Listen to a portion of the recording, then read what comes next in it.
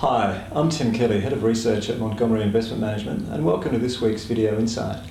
Today I want to talk about a topic that provokes a fair bit of debate amongst investment managers, and that is the merits of gold as an investment. Some very well-regarded investors, including people like Warren Buffett, have argued against gold as an investment, but in recent times some very well-regarded investors have also been buyers of gold, including people like George Soros.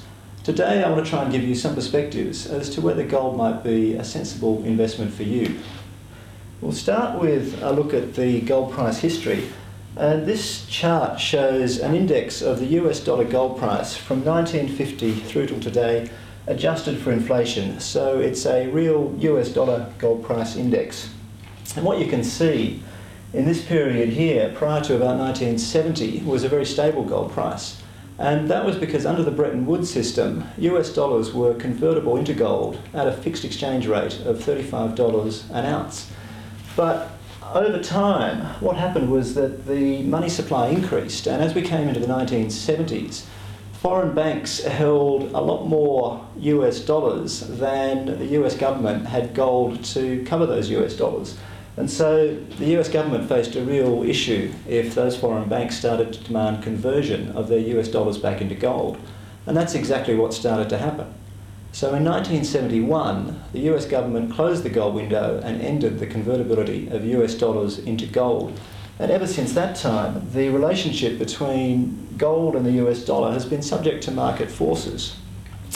The first thing that happened was perhaps an upward readjustment in the price of gold, although it may be fair to think of that in part as a downward adjustment to the value of US dollars once they were no longer convertible into a fixed weight of gold.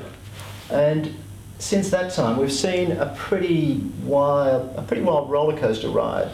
In the 1980s, the gold price, or rather the 1970s, the gold price quadrupled from 1976 through to 1980. And as we came into 1980, we had the Soviet invasion of Afghanistan, the Iran hostage crisis, the second oil price shock, and very high rates of inflation in the US. So there was an environment that was very conducive to appreciation of the gold price. That didn't last very long, however. The gold price soon started to fall, and in fact the gold price fell in real terms for 20 years after that peak. And then in this most recent decade, we've seen this very impressive rise in the gold price. And it's this rally that has prompted a lot of investors to wonder whether gold may still be a good investment at the current prices. I think in answering that question, the first issue is whether gold really is an investment, and I'll explain what I mean by that. When you buy shares in a company, in return for your capital, you get a stream of dividends, and it's those dividends that give the share its value. If you buy shares in a solid company, then over time, as the economy grows and corporate profits grow, that stream of dividends will grow, and that gives you a very good chance of getting a positive real return on your investment. And you can see that in this chart, which shows the ASX All Ordinaries Accumulation Index from 1980 through till today. And again, it's adjusted for inflation, so it shows the real return that you get from holding the Australian index. And what you can see is that while it's helpful to buy shares when they're cheap, you could buy shares at pretty much any point in time. And if you've got a long enough time horizon, the increasing stream of profits and dividends gives you a very good chance of getting a positive real return. Now, that's what I mean by, is it an investment? I think an investment is something where you have the odds tilted in your favour and you have a very high likelihood of getting a positive real return over time. In effect, you need to be the casino and not the punter. In the case of gold, there is no income stream. The return that you get investing in gold depends entirely on the price at which someone is willing to buy that gold from you when you come to exit. And so the question is, do you have a high likelihood, if you buy gold, of being able to sell it at a higher price down the track?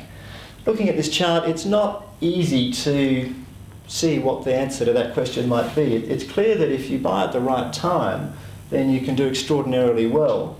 But it's also clear that if you buy at the wrong time, then even if you wait for 20, 30 years, you're not guaranteed a positive real return. And in fact, even if you bought at the low here in 1976 and sold 25 years later, you haven't got a positive return on your investment. One answer that we can get from analysing the data in this chart is to say that if you had bought gold at any time after 1971 and held it for 10 years, then in most cases you would have sold it at a lower price than you paid. So you would have crystallised a loss in real terms on that investment. Clearly there were some times when you would have done very well, but in most cases you would have exited at a loss. I think on that basis it's hard to conclude that the odds are stacked in your favour if you simply buy gold and hold it for an extended period of time. And I think what that means is that you can think of gold as a store of value and you can think of gold as an alternative currency. But in order to view gold as an investment, you need to have genuine insight into where the gold price might go over the next 5 or 10 years. And that's enormously hard to do. I'm not sure that there are many of us who can forecast the gold price with any kind of certainty. The one thing that we can say with some confidence is that today, looking at the gold price in a historical context, it's starting to look pretty high. That's it for this week. We'll be back in weeks ahead with more video insights, and in the meantime you can follow Roger on Facebook and on Twitter.